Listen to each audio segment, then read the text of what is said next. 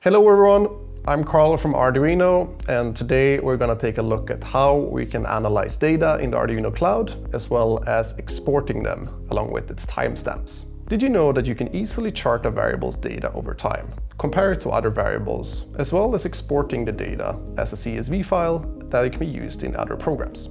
Well, today we're going to take a look at how to do that. So to set this up, we will need an Arduino account. And if you don't have an Arduino account, you can click the link below in the description. So for the past week, I've been tracking temperature and humidity through this device here.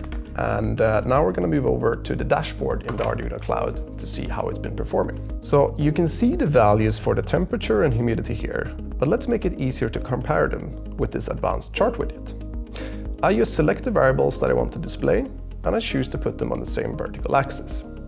Now we're able to see them updating in real time and compare them over a period of time. We can see that the temperature here has remained mostly the same, and we can also see some trends in the humidity over a day.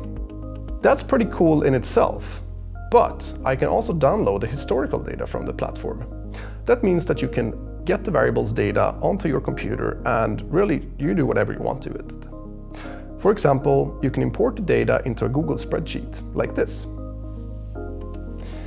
Now we can create charts that can easily let us analyze the data over longer periods of time, find short-term trends, long-term trends, make calculations, and many more things. With the free plan in Arduino Cloud, you will retain data for 1 day.